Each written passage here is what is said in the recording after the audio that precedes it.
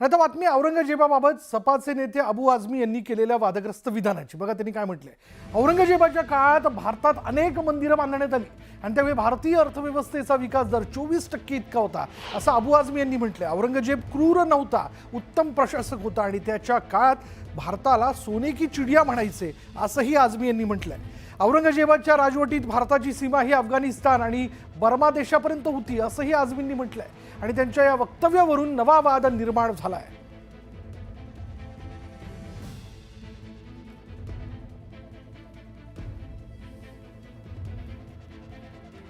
त्यामुळे अबू आझमी यांनी केलेल्या या वक्तव्याचे पडसाद आणि तेही ऐन अधिवेशन कालावधीत केलेल्या या वक्तव्याचे पडसाद मोठ्या प्रमाणात उमटण्याची शक्यता आहे आणि याबद्दलच्या प्रतिक्रिया देखील समोर येतील. राजकीय वर्तुळात त्यांच्या वक्तव्याला घेऊन मोठी चर्चा केली जाते.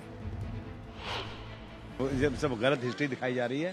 औरंगजेब रहमतुल्लाह अलैह ने बहुत सारी मंदिरें बनवाई हैं और आप बनारस में जाकर देखेंगे एक बच्ची पंडित की बच्ची को जब उनका ही एक सिपाही सालार उसके साथ शादी करना चाहता था, उन्होंने उस सिपाही सालार को 2 हाथियों के बीच पैर बांध करके वो मार दिया और उन पंडितों ने उनके लिए एक मस्जिद बना के दिया वहाँ पर. क्या बात करते हैं, ये गलत हिस्ट्री दिखाई जा रही है. क्रूर शासक नहीं मानते? नहीं, मैं नहीं मानता.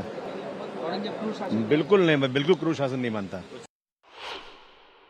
मैं एक ही बात बोलूँगा, औरंगजेब के ज़माने में भारतवर्ष जो है सोने की चिड़िया था. हमारी सरहद जो है अफगानिस्तान बर्मा तक बढ़ी हुई थी, समझा आपने. और इसी को देख कर अंग्रेज यहाँ आया था. एक इंसाफ पसंद बादशाह था वो. इसको जबरदस्ती के हिंदू मुस्लिम करके नफरत वाला काम नहीं करना चाहिए. धर्मवीर संभाजी महाराजांना हलाल करून ज्याने मारलं औरंगजेबाने त्याचं उदात्तीकरण करणं खरं म्हणजे अतिशय दुर्दैवी आहे. निषेध एवढा याचा करून तेवढा थोडा आहे.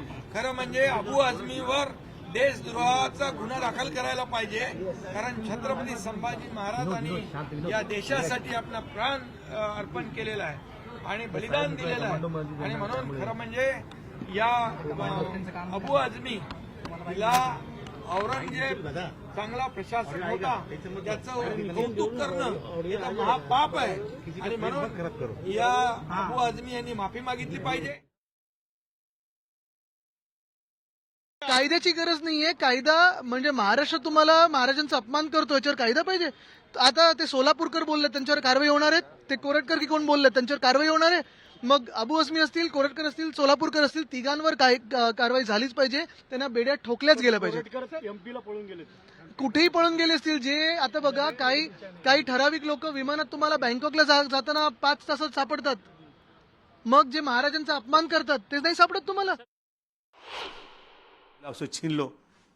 ये तो वही लोग कर रहे हैं जो नफरत फैलाना चाहते हैं. हर चीज को एक ही चश्मे से देखना, हिंदू मुस्लिम हिंदू मुस्लिम.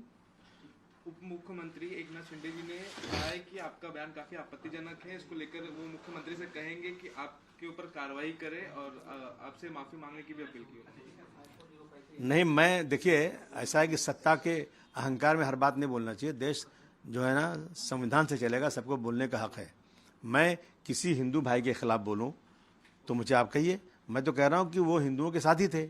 उन्होंने 34% हिंदू उनके साथ, उनके उसमें रियाय उनमें थे, उनके सरकार में थे. तो इस तरह की बातें सच्चाई सुनने में क्या तकलीफ है. और उसी औरंगजेब रहमतुल्लाह अलैह की के नाम की सड़क दिल्ली में आज से नहीं है. जब से आज़ादी जब से बनी हुई थी 2014 के बाद से ये सब चीज़ें शुरू हो गई हैं.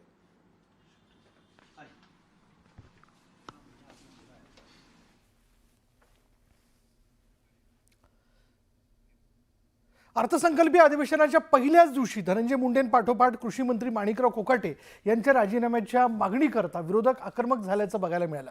या प्रकरणी विधान परिषदेत उबाटाचे विधान परिषदेचे आमदार अंबादास दानवे यांनी आक्रमक भूमिका घेतली.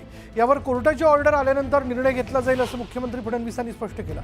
बनावट कागदपत्रांच्या आधारे मुख्यमंत्री कोर्टातील फ्लॅट लाटल्याप्रकरणी कोर्टाने माणिकराव कोकाटेंना 2 वर्षांची शिक्षा ठोठावली आहे. त्यामुळे कोकाटेंच्या राजीनाम्यासाठी विरोधक आग्रही असल्याचं बघायला मिळालं.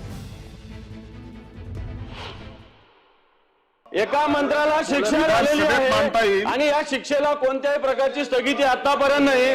2 वर्षाची शिक्षा झालेली आहे. तर सरकारची याच्यात भूमिका काय आहे?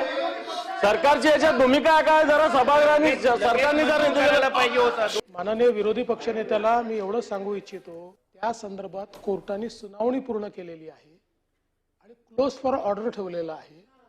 त्यांची ऑर्डर आल्यानंतर त्याच्यावर निर्णय सभागृह किंवा राज्यपाल घेतील. अधिवेशनाच्या पहिल्याच दिवशी विरोधकांकडून मंत्री धनंजय मुंडेंच्या राजीनाम्यासाठी वाढता दबाव पाहायला मिळाला. मुंडेंनी नैतिकता दाखवत राजीनामा द्यायला पाहिजे होता असं रोहित पवार म्हणाले. तर सरकारकडून त्यांना वाचवण्याचा प्रयत्न होतोय का असा सवाल सतेज पाटील यांनी उपस्थित केला आणि त्यावर दोषारोप सिद्ध झाल्याशिवाय राजीनामा घेणार नाही अशी राष्ट्रवादीची भूमिका असल्याचं मिटकरींनी स्पष्ट केलं. तर मुंडे यांच्या पत्नी करुणा मुंडेंनी राजीनामा झाला असा दावा केला. दरम्यान मुंडेंच्या राजीनाम्याबाबत 2 दिवसात अंतिम निर्णय होणार असल्याची माहिती सूत्रांकडून मिळते. मुंडेंवर होणारे आरोप आणि आरोपांमुळे होणारी सरकारची बदनामी लक्षात घेता लवकरच निर्णय होण्याची शक्यता आहे अशी माहिती वरिष्ठ सूत्रांकडून मिळते. मुंडे साहेबांच्या बाबतीत बोलायचं झालं तर नैतिकता कुठेतरी त्यांनी दाखवायला पाहिजे होती. एवढ्या मोठ्या प्रमाणात त्यांच्या विरोधात बोललं जात आहे. त्यांचा एकदम जवळचा व्यक्ती जो किंग मेकर आहे, त्या मर्डरमध्ये सुद्धा किंग मेकर आहे, भ्रष्टाचारामध्ये सुद्धा किंग मेकर आहे, बऱ्याच काही गोष्टींमध्ये आहे. त्याच्यामध्ये देशमुख परिवार त्यांच्या विरोधात आहे, तिथं मुंडे परिवार आहे, एका मुंडे नावाच्या एका व्यक्तीचा सुद्धा मर्डर तिथं झाला होता. असे अनेक लोक आहेत आणि त्याच्यावर तिथं राजीनामा ह्या 2 नेत्याचा घेतला जात नसेल म्हणजे सरकारला कुठेतरी अहंकार आलाय. मला वाटतं मुख्यमंत्र्यांनी काल जाहीर केलेलं आहे की भूमिका घेतलेली आहे. आता ती भूमिका नेमकी शब्दात रूपांतर कशी होणार याची वाट आम्ही बघू. आम्ही विरोधी पक्ष म्हणून आमची रणनीती ठरवू. पण तो भेदाभेद होतोय का? कारण सुनील केदार यांना एक वेगळा न्याय, नाही, तो तर राहुलजी गांधींच्या बसून वेगळा न्याय देण्याची भूमिका भाजपची या ठिकाणी आहे. राहुल गांधींना वेगळा न्याय, सुनील केदारांना वेगळा या ठिकाणी न्याय आणि इतरांना वेगळा न्याय, हे आता स्वतःच्या लोकांना वाचवायचा प्रयत्न हा कायद्याच्या चौकटीत बसवून कसं वाचवता येईल हा प्रयत्न चालू आहे, तो दिसतोय. आपण बघितलं असेल, चहा पाल्यानंतर महाराष्ट्राचे मुख्यमंत्री आणि दोन्ही उपमुख्यमंत्री यांनी पत्रकार परिषद घेऊन धनंजय मुंडे साहेब असतील किंवा माणिकराव कोकाटे असतील यांच्या राजीनाम्याबाबत ज्यावेळेस भाष्य केलं गेलं त्यावेळेस नैतिक अधःपतन सिद्ध झाल्याशिवाय म्हणजे त्यांचं दोषारोप सिद्ध झाल्याशिवाय राजीनामा घेण्याचा प्रश्न उद्भवत नाही ही स्पष्ट भूमिका राष्ट्रवादी काँग्रेस पक्षाची आहे आणि त्यावर राष्ट्रीय अध्यक्ष आणि महाराष्ट्र सरकार योग्य तो निर्णय घेणार.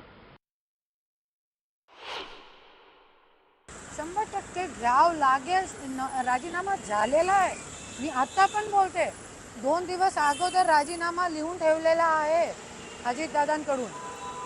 पण बस हेच आहे की लोकांचं किती प्रेशर आहे त्याच्यावरती सगळं डिपेंड आहे. क्योंकि आज धनंजय मुंडे मोठा नेता आहे. त्यांच्या वक्तव्य, त्यांच्या भाषण सगळं पूर्ण महाराष्ट्र ओळखतात त्यांना.